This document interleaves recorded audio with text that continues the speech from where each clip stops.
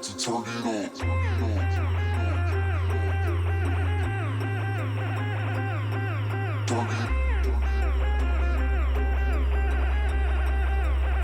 We about to turn it up. Turn it.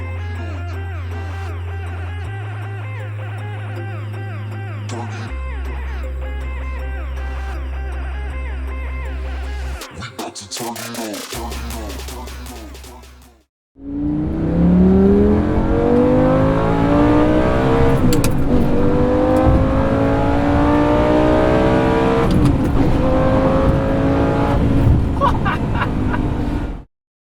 Today, I am here with Steve, the owner of this 6-speed manual Gallardo, and we're going to do a review of it, and I am extremely excited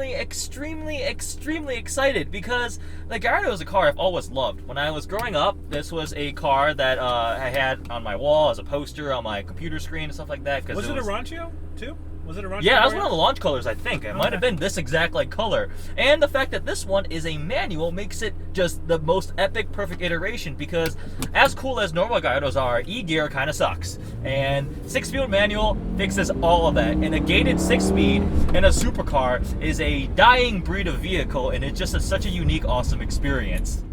So this car is a 2007 model year vehicle. So among the first generation Gallardos, they all utilized a 5-liter naturally aspirated V10. And this one has been upgraded to 512 horsepower is what they tuned it up to. They made a lot of small changes. So the newer first generation Gallardos are the more desirable ones. Exterior styling wise, the Gallardo has been, I love it. The first generation car, like I said earlier, this was kind of what was on my poster, this car, the angular looks of it. I like to kind of describe cars styling wise. If you take off all the badges, people are still going to know what it is. If you remove the Lambo badges and the bull, everybody would be like, that's still a orange Lamborghini. And they accomplished that quite well. The LP generation cars, when those launched, I started liking them a little bit more. I think they look a little more modern with the newer updated LED headlights and taillights. But this first one is a little more angular, a little sharper, looks almost a little more aggressive than just regular Gallardo trim. I think it's aging very well. It's still a great looking vehicle. The proportions and lines, I actually like it more than the Huracan. I think the Gallardo, maybe that was because when they launched, it was when I was getting into cars and stuff like that. Interior wise, very typical of all the Gallardos. This one's in very good condition actually. Just roll over 8,500 miles on it. With Eddie behind the wheel. Yeah, and all leather, the nice orange cross stitching to match the exterior color there. This being a newer one actually has an MMI based infotainment stack, so you do have a backup camera, a lot of audio source buttons, but whatever, it works fine right there. The awesome, beautiful metal shifter with the metal cue ball. Interesting tidbit about the shifter. The shift ball and the shift rod are all one piece. Oh, really? Yeah. It's all one continuously machine piece? Yeah, so when you break it, it's $6,000. From that perspective, it's bad. And I mean, interior space-wise, it's worse than the Ferraris. One thing I've noticed, a general theme is Lamborghini seems to have less interior space and storage space than the comparable Ferrari competitor. A 430 is so much more spacious than a Gallardo.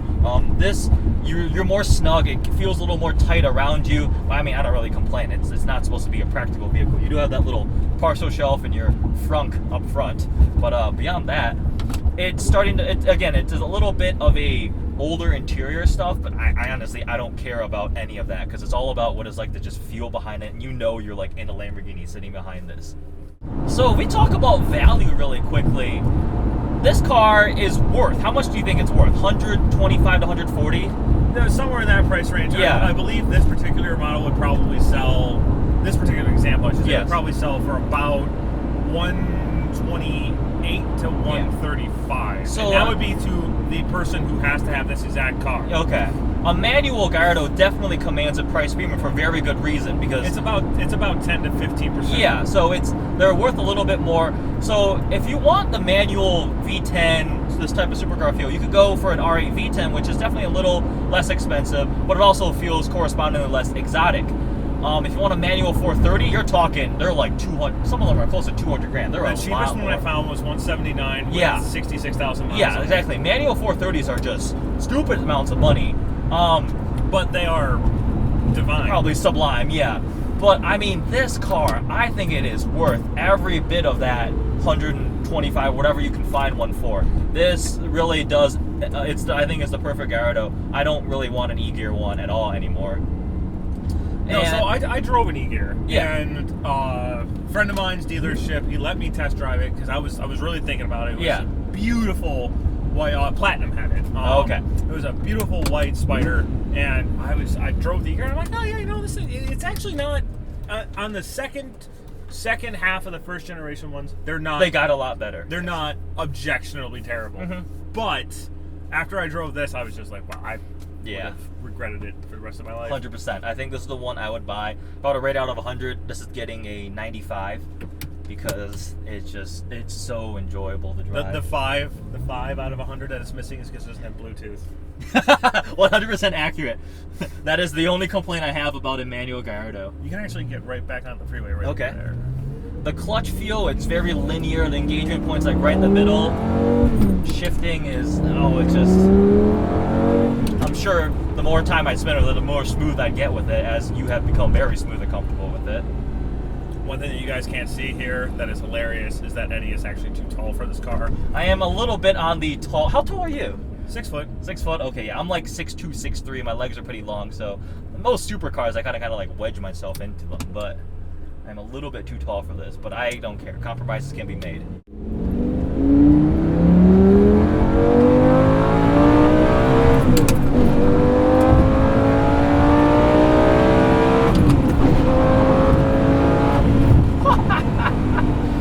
Getting those shifts right is one of the most satisfying driving experiences I have ever had.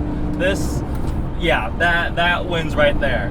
From a handling perspective, all the Gallardos feel pretty similar. I'm sure the Superleggera is going to be a little more hardcore, but it's actually pretty friendly. You expect sometimes older Lambos are kind of scary and intimidating. This is a smaller vehicle. The all-wheel drive and the steering, everything is set up in a way that allows you to kind of get it close to the limit, or although maybe we're not even touching the limit. No, nowhere near. Yeah, we're nowhere near that. Never mind. On normal roads and stuff like that, I'm sure on a track it would behave differently, but like you can utilize this in a really fun way and not feel intimidated whatsoever. These are about as quick around a track as a 996 GT3. Okay.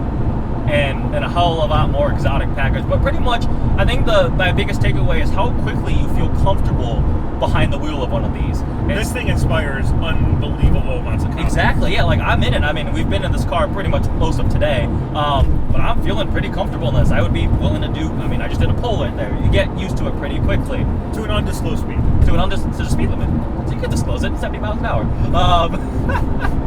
The Gallardo represented kind of the baby Lambo. It was a lower-priced, entry-level alternative to the big V12 ones, helping bring some other people into the brand, and it quickly became, it outsold the other one, the Murcielago at the time, because it was more affordable, it was more friendly, more usable, and there's a reason why it's so popular, because it's just an amazing car to drive from all things considered. At the time of its production, Gallardos outstripped the combined production of every other Lamborghini that had been produced. Yeah, I remember when that happened. So there are quite a few out there now, but there are not a lot of them with a 6-speed manual transmission.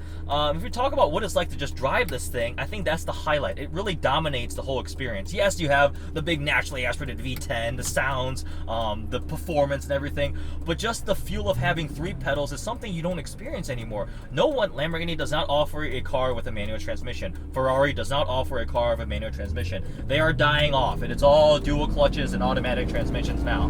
So the feel of being in a mid-engine exotic vehicle like this and shifting the gears yourself, maybe I'm not doing it in quite the smoothest manner, but it's really, really, really awesome.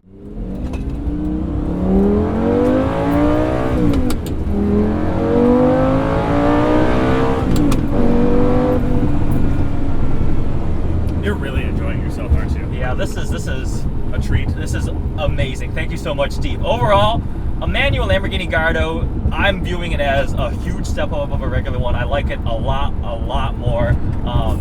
I really can't find anything to complain about it.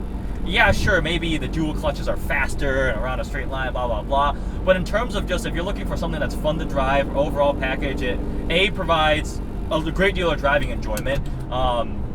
3 pedals in a supercar. V10, it sounds amazing. It looks amazing. It will turn heads. It's a Lamborghini. No complaints whatsoever. Love it. Maybe I need to buy one. I need to buy everything I like, though. And I don't have enough money for that. Hope you guys like this video. If you have any questions, please let me know. Thanks for watching.